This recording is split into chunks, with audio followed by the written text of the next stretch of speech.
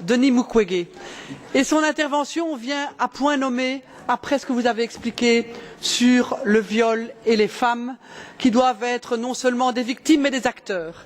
Et je pense que le docteur Denis Mukwege de l'hôpital de Panzi en République démocratique du Congo fait au quotidien un travail incroyable de rendre aux femmes leur dignité, leur intégrité physique et leur capacité à redevenir des êtres humains, ce qu'elles ont perdu souvent à cause de la violence organisée, si je peux dire, d'un nombre incroyable d'hommes, militaires et autres. Et donc je lui donne la parole parce que je pense que lui aussi était un lauréat du prix Nobel. Il ne l'a pas été, il l'aurait mérité, même si c'était un homme. Il aurait accru le nombre d'hommes, mais il travaille pour et avec les femmes. Et donc je lui donne volontiers la parole pour 5 minutes pour nous dire les choses les plus importantes qu'il voudrait nous dire ici à toutes ces femmes engagées. Et peut-être d'ailleurs que dans la salle, il y a aussi de futurs prix Nobel, je l'espère, qui après cette rencontre vont réellement partir au combat pour un certain nombre de choses. Monsieur Mukwege, à vous la parole. Merci Madame la Présidente.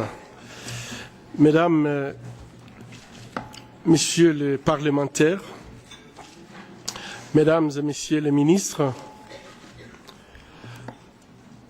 Mesdames, Mesdemoiselles et Messieurs, chères participantes et chers participants, c'est un grand privilège pour moi de faire partie de ces panels, d'être à côté de Jody, avec qui nous partageons beaucoup notre vision par rapport à la femme dans les zones de conflit, être avec Madame Bangoura, avec laquelle nous travaillons sur une base régulière.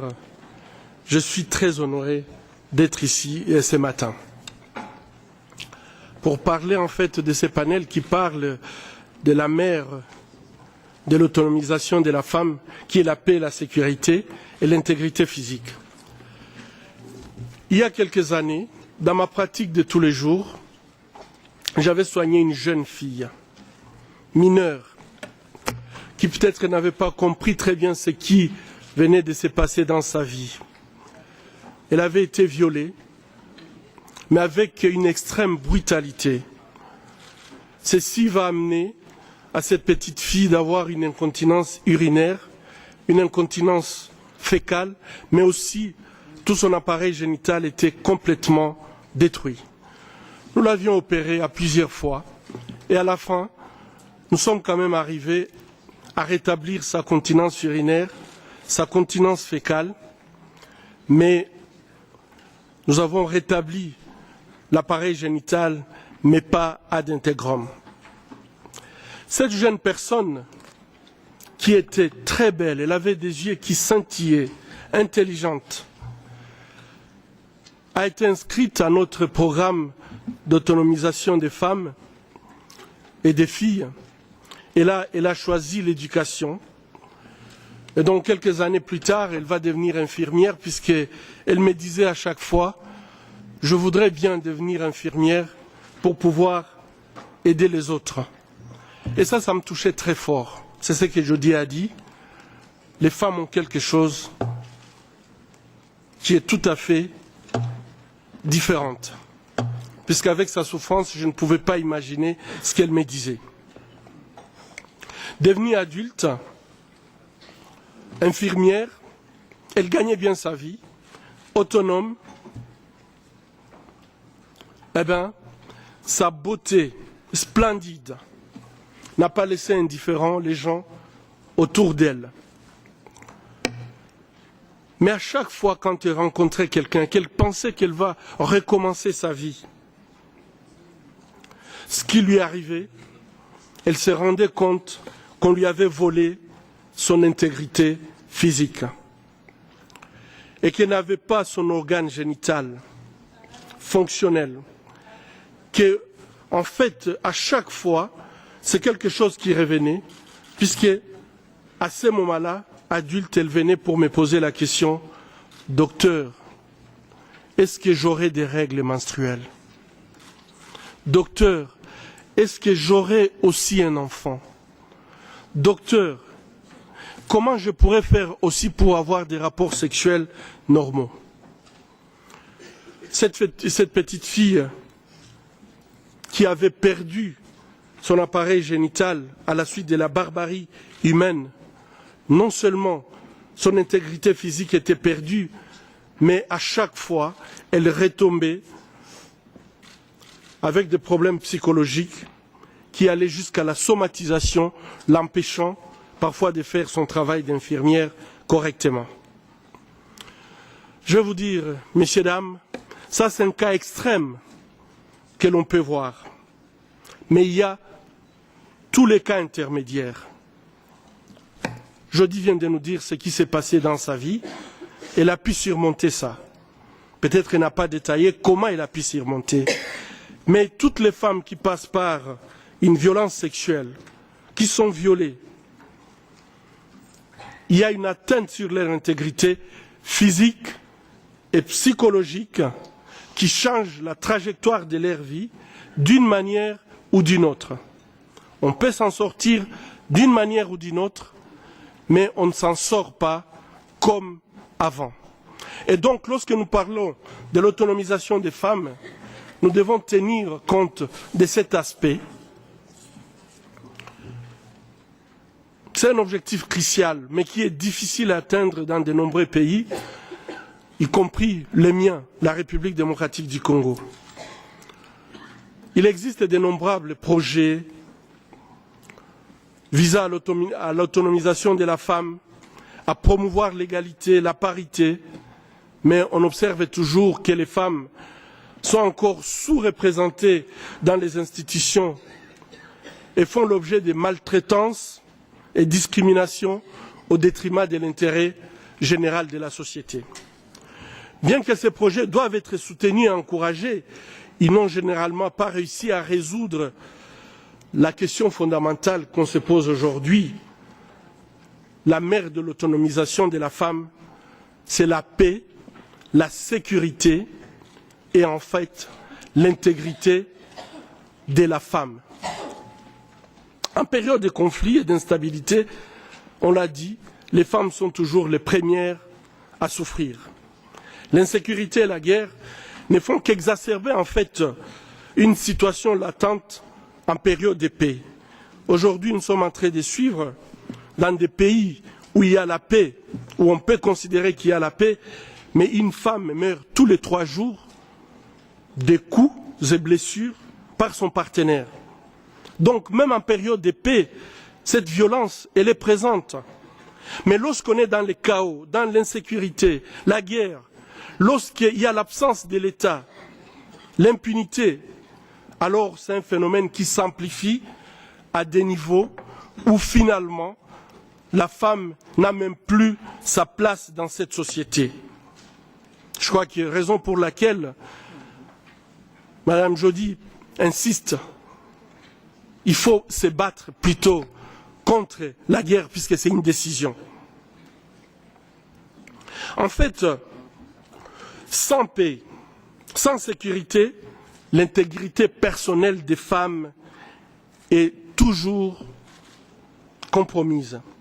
Sans la paix, comment nous pouvons réellement contribuer à une société plus équitable où les femmes peuvent s'autonomiser et contribuer au progrès?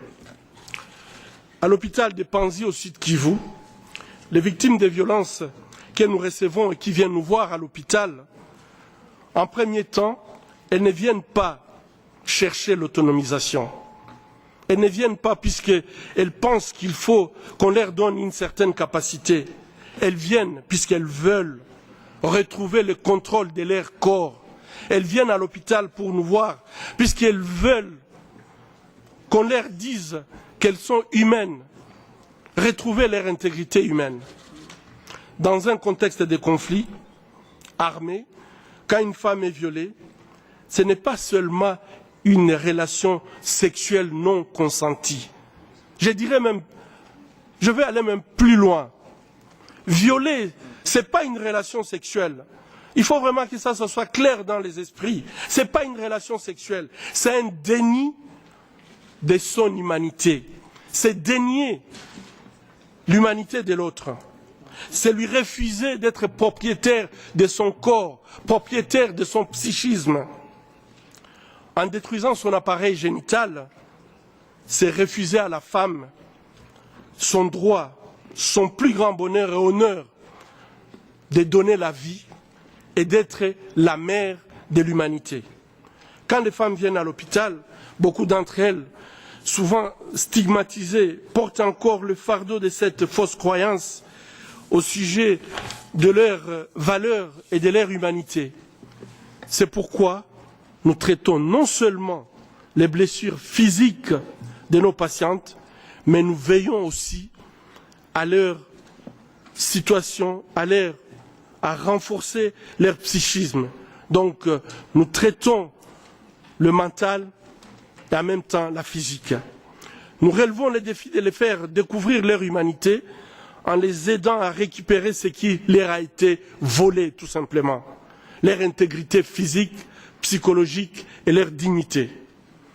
C'est seulement après cette étape que nous proposons différents programmes visant à l'autonomisation économique. Et je dois vous dire, lorsque la femme commence à poser ou à demander qu'est-ce que je vais faire, qu'est-ce que je vais devenir quand je quitte l'hôpital ou quand je quitte les projets, pour nous c'est un signe de guérison. Mais une femme qui est atteinte physiquement, psychologiquement, elle ne pose pas la question d'être autonome. Donc, parler de l'autonomisation, il faut d'abord s'occuper de l'intégrité physique, de l'intégrité psychologique, que la femme se sente suffisamment solide pour pouvoir, en fait, entrer dans la vie où ce n'est pas toujours facile. Nous facilitons également l'accès à la justice pour celles qui demandent. On ne les oblige pas. Mais lorsqu'une femme sent qu'elle a besoin que justice soit faite, pour contribuer aux efforts donc de lutte contre l'impunité, nous les aidons, puisque nous pensons que c'est la meilleure façon de prévenir également la répétition des violences. Et ici, les résultats sont clairs. Nous avons vu des patientes quitter l'hôpital et nos projets complètement transformés, tout simplement parce que nous les avons aidées à comprendre et à accepter leur pleine capacité et leurs valeurs qu'elles ont à offrir. Ces femmes ont continué non seulement à survivre, mais ce que nous constatons, elles deviennent des actrices du changement dans leur famille, dans leur communauté et même au sein de la société. Elles deviennent des véritables leaders communautaires. Qu'elles soient au marché, dans des églises, vous sentez très bien que lorsqu'on a passé de ces stades des victimes, on ne veut plus qu'on continue à être traité de la même façon et souvent on passe au stade vraiment d'activistes. On trouve la force d'encourager leurs pairs à se réapproprier de leurs propres valeurs. Ces femmes, non seulement nous les accompagnons, mais lorsque nous les accompagnons souvent, et désormais, elles deviennent capables d'éduquer leurs enfants et façonner même une nouvelle génération. Nous y croyons, une nouvelle génération d'hommes et de femmes conscients qui sont égaux et que leurs vies ont une valeur unique et inaliénable. Mesdames et messieurs, si nous voulons un monde où la femme est l'égale de l'homme, nous devons veiller à lui faire regagner son intégrité physique et morale, afin qu'elle ait la capacité de faire sa place au sein de la société, dans un environnement même peu respectueux des droits de la femme pour devenir autonome et participer au progrès. Si nous voulons contribuer à un monde plus équitable, nous devons prendre position. Nous devons prendre position.